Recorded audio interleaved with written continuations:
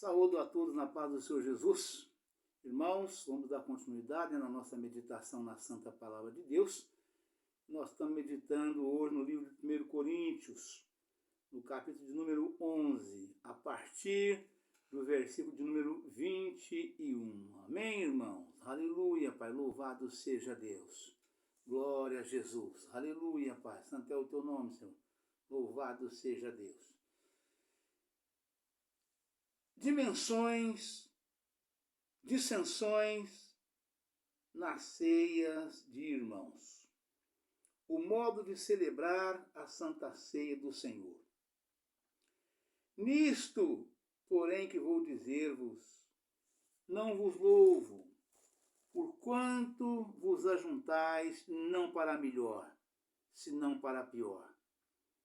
Porque, antes de tudo, ouço que, quando vos ajuntais na igreja, há entre vós dissensões, e em parte o creio, e até importa que haja entre vós heresias, para que os que são sinceros se manifestem entre vós. Aleluia, Pai, louvado seja Deus, glória a Jesus. De sorte que quando vos ajuntais num lugar não é para comer a ceia do Senhor. Porque comendo cada um, toma antecipadamente a sua própria ceia. E assim, um tem fome e outro embriaga-se. Não tendes, porventura, casas para comer e para beber? Ou desprezais a igreja de Deus e envergonhais os que nada têm? Que vos direi? Louvar-vos-ei? Nisso não vos louvo, porque eu recebi do Senhor o que também vos ensinei. Que o Senhor Jesus, na noite em que foi traído, tomou o pão e, tendo dado graças, o partiu e disse: Tomai, comei, isto é o meu corpo que é partido por vós. Fazei isto em memória de mim. Semelhantemente, também depois de cear, tomou o cálice, dizendo: Este cálice é o Novo Testamento no meu sangue. Fazei isto todas as vezes que beberdes em memória de mim. Porque todas as vezes que comer deste pão e beber deste cálice, anunciais a morte do Senhor até que venha. Portanto, qualquer que comer este pão ou beber o cálice do Senhor indignamente será culpado do corpo e do sangue do Senhor. Vamos repetir esses dois últimos versículos. Porque todas as vezes que comerdes este pão e beberdes este cálice, anunciais a morte do Senhor até que venha. Portanto, qualquer que comer este pão ou beber o cálice do Senhor indignamente será culpado do corpo e sangue do Senhor. Aleluia, Pai, louvado seja Deus, glória a Jesus. Examine-se, pois, o homem a si mesmo, e assim coma deste pão e beba deste cálice. Porque o que come e bebe indignamente, come e bebe para a sua própria condenação, não discernindo o corpo do Senhor. Aleluia, Pai, louvado seja Deus, glória a Jesus. Aleluia, Pai. Por causa disso, há entre vós muitos fracos e doentes, e muitos que dormem. Porque se nós nos julgássemos a nós mesmos, não seríamos julgados. Mas quando somos julgados, somos repreendidos pelo Senhor para não sermos condenados com o mundo. Portanto, meus irmãos, quando vos ajuntais para comer, esperai uns pelos outros. Mas se algum tiver fome, coma em casa, para que vos não ajunteis para a condenação. Quantas demais coisas ordená-las-ei quando for ter convosco. Aleluia, Pai, louvado seja Deus. Irmãos, nosso querido amado irmão apóstolo Paulo, né? Aqui instruído e usado pelo Espírito Santo do Senhor, estava exortando os irmãos, né? Sobre a ceia do Senhor, né? O modo correto de celebrarmos a Santa Ceia do Senhor. Né? Este é um rito do qual precisamos seguir rigorosamente, havendo ordem e decência e havendo conhecimento, né? Havendo conhecimento da forma correta de ministrar e da forma de participar, de comer e beber o corpo e o sangue de Cristo, né?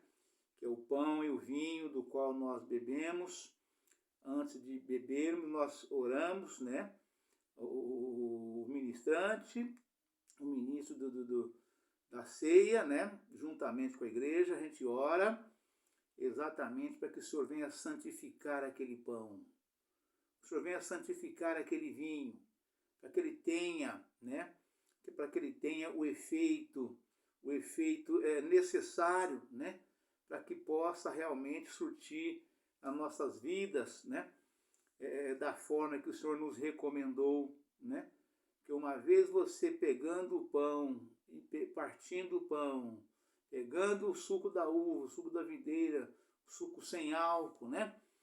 E ali no rito do culto, né? Você apresenta ao Senhor, né? Levanta o cálice, levanta ali a bandeja com o cálice de vinho, com os copinhos de vinhos, da mesma forma, primeiramente o pão, e apresentamos a Deus, né? E o Senhor santifica aquele pão, o Senhor santifica aquele suco da videira, aquele vinho, para que seja transformado, né?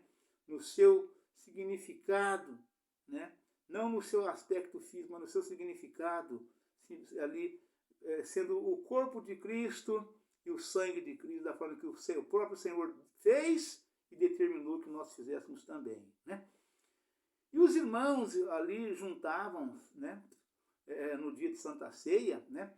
Ao invés de manter a ordem e a decência da forma que tinha que ser feito, eles estavam fazendo de maneira desordenada, né? Pegando e comendo como se estivesse na sua própria casa, né? Fosse um dia de festa, uma festa comum, uma festa natural, né? E a festa da Santa Ceia é o culto, o culto de Santa Ceia é o culto que mais exige de cada um de nós a reverência, a devida reverência, né? Na presença do Senhor, naquele culto ali, né? O Senhor nos ensina que haja ordem e decência no culto, né? A palavra de Deus nos exorta no Salmo 89, verso 7, né? Deus deve ser em extremo tremendo na Assembleia dos Santos e grandemente reverenciado por todos os que o cercam, né? Porque o Senhor está no meio, ali naquela bandeja, em cima daquela mesa posta no meio do salão da igreja, ali na frente do altar, né? Aquela mesa ali, aquele pão simboliza o corpo do Senhor naquela mesa. Aquele sangue, aquele suco da videira, aquele vinho, né, sem álcool, né, representa o sangue de Cristo, o sangue do Senhor. Então o Senhor está ali, né? Realmente ele está ali. Espiritualmente, o Senhor está no meio de nós, né, nos contemplando, né, e participando juntamente conosco, né, daquele rito de participar do corpo e sangue de Cristo até que ele venha, né, para a nossa memória, né? E o Senhor participa juntamente conosco. Ele fala em São João 56, 54, né? Aquele que não come da minha carne e não bebe do meu sangue, não tem vida em mim e nem eu nele. Então é necessário que o homem coma a carne do Senhor e beba o sangue do Senhor, né? No rito de Santa Ceia, no culto de Santa Ceia, né? na ministração da ceia, nesse dia o homem tem que comer a carne de Cristo e beber o sangue de Cristo, para que tenha vida em Cristo. Foi o Senhor que determinou, foi Ele que ensinou, foi Ele que implantou, foi Ele que mandou que nós fizéssemos dessa forma. Foi o próprio Senhor quem fez, a primeira ceia foi Ele quem fez, né? E determinou que fizéssemos assim. Né? Não tem, uma foi a que Moisés fez quando saiu do Egito, foi exatamente já para poder mostrar o que seria 1500 anos depois. Né? E Cristo veio e implantou, e foi Ele que ministrou a ceia para os apóstolos ali, na véspera da sua morte, explicou para eles, mostrou e mandou que nós fizéssemos, repetíssemos isso mensalmente, né? Ou sempre, né? Continuamente, até que Ele voltasse. Né? E era para a memória, para que ninguém se esquecesse, para que todo mundo lembrando. Né? E conforme a vida é um ciclo, que os mais velhos vão indo, os mais novos vão chegando, então todo mundo aprende, todo mundo pratica, todo mundo faz, e vê o porquê de tudo isto, representando o sacrifício que o Senhor fez por cada um de nós, por amor a nós. Né? O próprio Deus fala na sua palavra, né? O Senhor amou o mundo de tal maneira que deu o seu Filho unigênito, para que todo aquele que nele crê não pereça, mas tenha vida eterna. Né? E o povo estava fazendo a coisa como se fosse uma festa de aniversário, uma festa de essas bodas comuns que nós comemoramos na nossa vida normal, fora dos cultos, né? E Paulo ficou sabendo disso e falou, não pode ser dessa forma, irmãos. Não foi assim que eu vos ensinei, não foi assim que eu vos entreguei. Tem que haver ordem e decência no culto. Vocês querem comer de maneira desordenada? Coma em casa, mas no culto não. O culto é para ter total reverência, obediência, é para ser feito exatamente da forma que eu vos ensinei, que foi a forma que eu aprendi do Senhor e passei para vocês. Né?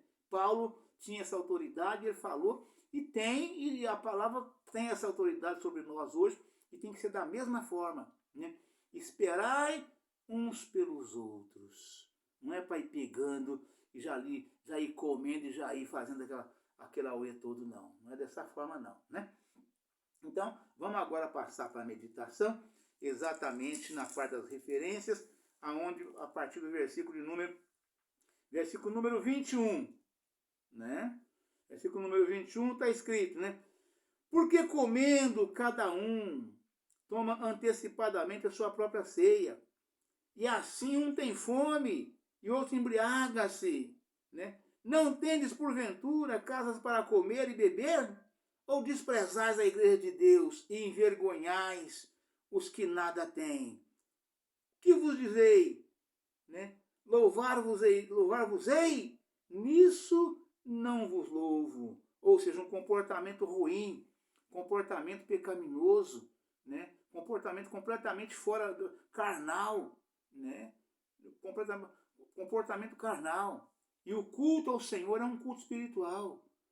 O meu Pai procura verdadeiros adoradores que o adorem em espírito e em verdade. Jesus disse para a mulher samaritana em São João 4. Né? Então, tem que ser dessa forma. Né? Tem que haver ordem no culto. Né? E temos que chegar e nos entregarmos de maneira espiritual ao Senhor que está nos contemplando. Temos que estar preocupados o tempo todo que o Senhor está nos olhando, está nos vendo, né? Juntamente com seus santos anjos. Né? E nós precisamos entregar o melhor para o Senhor. Né? Numa sala de aula, nós sentamos nas cadeiras para poder, a hora que a aula começa, não fica todo mundo comportado, né? Para poder ouvir, para não perder um ar, não perder um tio daquilo que a professora ministra na aula. Né? Muito mais na presença de Deus, muito mais. Né? O Senhor está no meio de nós. Né? Então é necessário que haja ordem e decência. Né? Louvado seja Deus. Né? Semelhantemente também, e tendo dado graças, partiu e disse, tomai e comei, isto é o meu corpo que é dado por vós, partido por vós. Fazei isto em memória de mim. Semelhantemente também, depois de cear, tomou o cálice dizendo, este cálice é o Novo Testamento no meu sangue. Fazei isto todas as vezes que beberdes, em memória de mim. Aleluia, Pai, louvado seja Deus. E Paulo aqui, puxando a orelha dos irmãos, disse, um tem fome e outro embriaga-se. Pode ser traduzido, um tem fome e outro come demais. Essa tradução é preferida pelas seguintes razões. A expressão, um tem fome e outro embriaga-se, pode ser traduzida, um tem fome e outro come demais, ou seja, empanturra. Essa tradução é preferida pelas seguintes razões. A palavra embriaga-se, no grego, metuo, tem dois sentidos.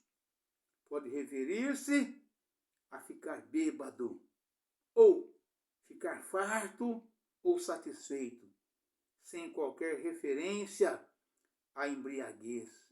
Vir em João, capítulo 2, versículo 10, nota sobre o uso dessa palavra no tocante às bodas de Caná. O contexto deste versículo relaciona-se claramente com refeição em geral. Quando os coríntios se reuniam para suas refeições de confraternização, antes da ceia do Senhor. Confira em 2 Pedro, capítulo 2, versículo 13. Judas, versículo 12. Alguns se reuniam em grupos pequenos e tomavam suas refeições à parte. Versos 18 e 19. Os pobres que não podiam trazer refeição eram desconsiderados e deixados com fome. Paulo não se referia à embriaguez, senão ele certamente a teria condenado severamente quanto a condenou noutras partes dessa epístola. Confira no versículo 6, capítulo 10. Ele considerava a embriaguez não apenas como mera questão de desconsideração com os demais, mas como algo tão grave que exclui a pessoa do reino de Deus. Vamos repetir. Ele considerava a embriaguez não apenas como mera questão de desconsideração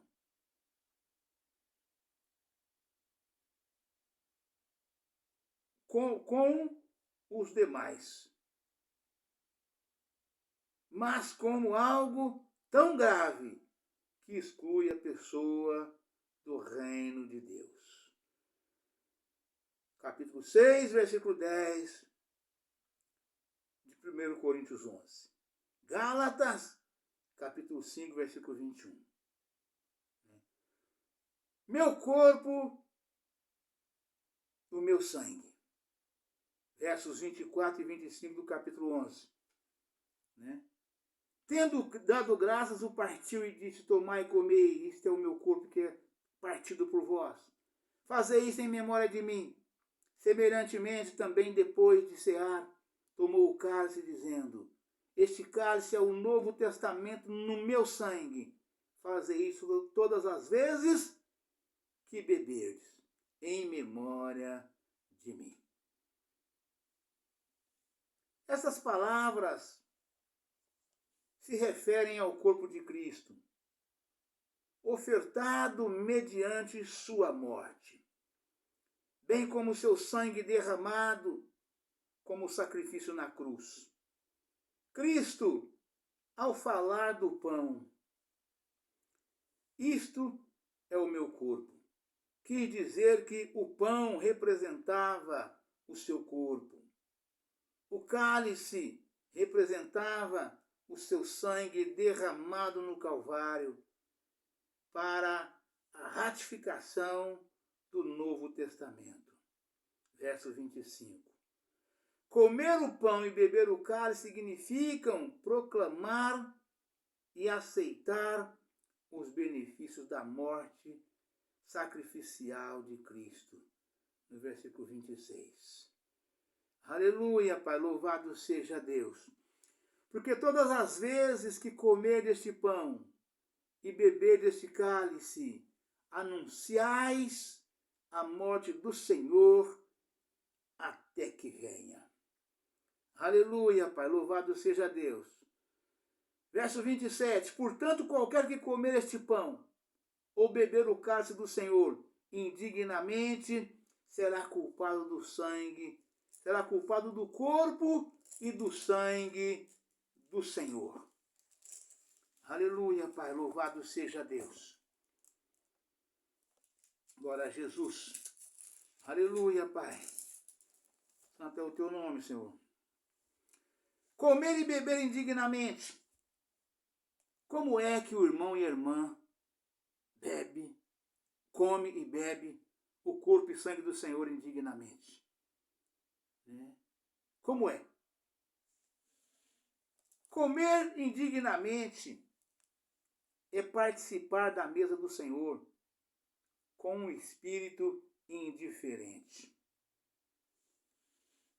egocêntrico e irreverente, sem qualquer intenção ou desejo de abandonar os pecados conhecidos e de aceitar o concerto da graça com todas as suas promessas e deveres. Quem participa assim indignamente peca terrivelmente contra o Senhor.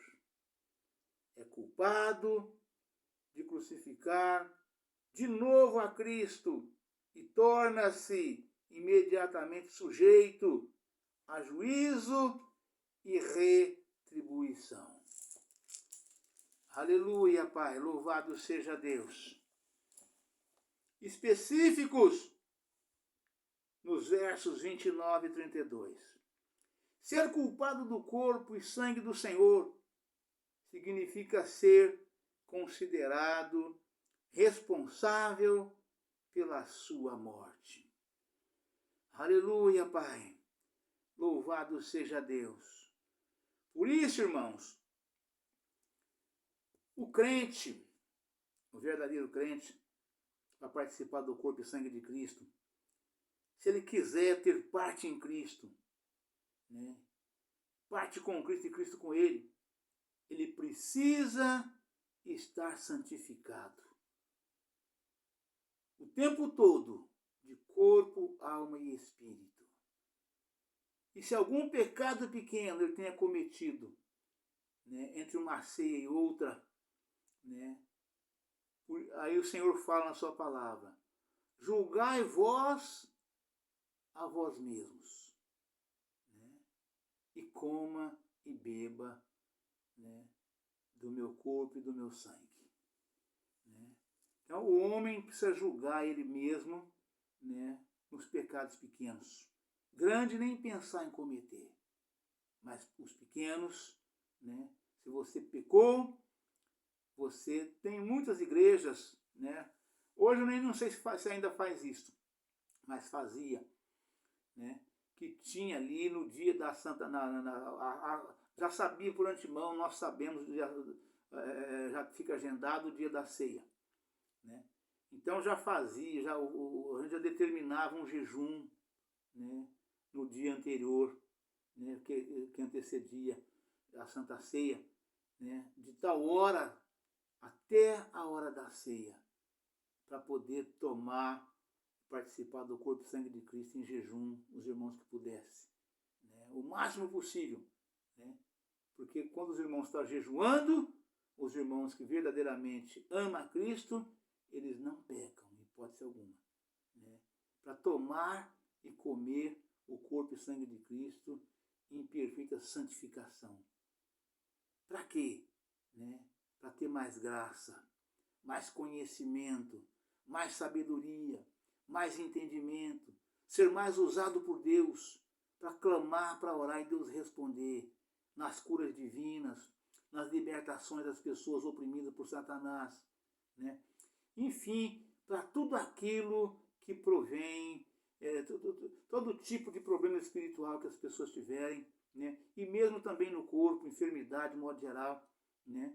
Que na maioria das vezes são malignas, né? Ainda que não é maligna pelo diagnóstico médico, né? Mas foi acometido por pecado, né? E aí para a purificação do corpo, alma e espírito, né? Para ser curado, né? Ao comer o pão e beber o sangue do Senhor, né? A santificação, fazer um jejum ali no dia de algumas horas, né? Se abrir mão de comida, de bebida, de tudo aquilo de como se bebe, né? Para participar em jejum é muito bom para aqueles que podem. Aqueles que, né? O missionário Davi Miranda falava: irmãos, jejum é fé, né? Ele não exigia que ninguém jejuasse, né? Ele recomendava, né? E pedia, né? Mas ele falava: jejum é fé.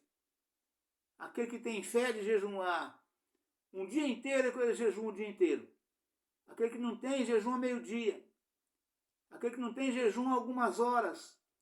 Se abstém de comida e bebida que você faz, né, normalmente, né? Se você pula uma refeição sem comer, se você faz um propósito com Deus, né? No café da manhã, não tomar seu café, ou no almoço, toma café, mas não almoçar, só jantar, né? Ou chega na janta, não janta e vai dormir sem jantar, só para tomar café no dia seguinte. Então, se for feito com sinceridade, Deus recebe, né? Então, sempre que participar do corpo e sangue de Cristo em santificação, é muito bom, é muito importante. Aqueles que podem fazer, que têm fé, que faça, porque Deus responde. É coisa tremenda o jejum seguido de oração, num propósito sincero com Deus, né? É muito importante, é muito bom, né? E aqui Paulo segue falando na palavra de Deus, né? 1 Coríntios capítulo 11, versículo 32, para nós fechar a meditação já das referências nesse capítulo 11, né? E nós vamos fechar a leitura, né, do 32, porque só tem mais 2 versículos aqui para frente. 32, 33 e 34. Mas quando somos julgados, volta um atrás. Por causa disso há entre vós muitos fracos e doentes, e muitos que dormem, né? Disso que, por participar do corpo e sangue de Cristo indignamente, né, estava em pecado, participou em pecado, conforme nós acabamos de ler instantes atrás, nesses versículos que antecedem o versículo 30, né? Aleluia, Pai. Porque o que come e bebe indignamente, come e bebe para a sua própria condenação, não discernindo o corpo do Senhor. Por causa disso há entre vós muitos fracos e doentes, e muitos que dormem. Fraco na fé, doente da carne, e morre com enfermidades incuráveis por causa do pecado, né? Não discernindo o corpo do Senhor, achando que participar do corpo e sangue de Cristo na igreja é a mesma coisa que numa festa e comer churrasco, beber vinho, beber cerveja, beber outras bebidas alcoólicas de modo geral, né?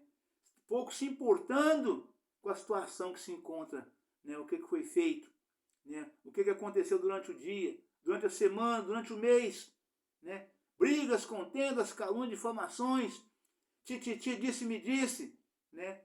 Sem fazer ali um propósito com Deus de purificação, de santificação, né? De corpo, alma e espírito, né? Como diz a palavra de Deus, aquele que peca, confessa e deixa, alcança a misericórdia, né? Por causa disso há entre vós muitos fracos e doentes, e muitos que dormem. Porque se nós julgássemos a nós mesmos, não seríamos julgados. Mas quando somos julgados, somos repreendidos pelo Senhor, para não sermos condenados com o mundo. Portanto, meus irmãos, quando vos ajuntais para comer, esperai uns pelos outros. Mas se algum tiver fome, coma em casa, para que não vos ajunteis para a condenação. Quanto às demais coisas, ordená-las-ei quando for ter convosco. Ou seja, o ministro da Santa Ceia na igreja, coloca o pão em cima da mesa, o vinho, e o culto está seguindo, o rito da Santa Ceia. E ele vai ministrando a palavra de Deus, de maneira a santificar a igreja para participar do corpo e sangue de Cristo. Quando chega na hora que ele fala, agora coma todos, é porque terminou todo o rito, aquele ritual de purificação, de santificação. Então você chega ali em total reverência a Deus, e vai adorar a Deus, cultuar a Deus, ouvindo atentamente a santa palavra de Deus para a purificação dos seus pecados, de corpo, alma e espírito. O ministro preparado para isto, ele dirige o culto de forma que os irmãos vai cada vez mais saindo da carne e entrando no espírito. E o Senhor recebe aquele sacrifício, porque é o sacrifício de um verdadeiro adorador. É o sacrifício de uma verdadeira adoradora.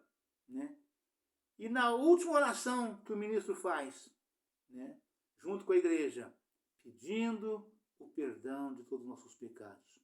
O Senhor nos perdoa e nós participamos então ali purificados, para o nosso crescimento espiritual. Na graça de Deus, conhecimento, sabedoria, entendimento e permanecer firme e forte para que o diabo não nos tente. E se tentar, ele não conseguirá nada contra nós. Por isso, esperai uns pelos outros. Se tiver fome, coma em casa. Mas na igreja não é para comer antecipadamente. É para esperar. É para haver ordem e decência. No passo a passo, até a autorização, agora coma e beba todos. A hora que o ministro disse essa palavra, aí é hora de todos comerem. Os diáconos ali, os membros, os obreiros, vão passando as bandejas com o pão, com o vinho, mas é para esperar a ordem, a determinação, agora coma, agora beba, agora coma deste pão, agora beba desse... Então, é dessa forma. Então, tem que haver ordem e decência para que o senhor possa receber. Porque se um vai pegando, já vai comendo antecipadamente, ele não foi nem purificado, porque a oração não terminou, a ministração da palavra não terminou, para que possa participar. Foi assim que o Senhor nos ensinou e assim nós temos que fazer. É dessa forma, dessa maneira. Para fechar, se nós não repreendemos a nós mesmos, nós somos repreendidos pelo Senhor. Temos que ter consciência e sacrificar a nossa carne com jejum, com oração, com lágrimas de choros, de arrependimentos, para que nós mesmos nos repreendemos e o Senhor recebe e nós sejamos purificados.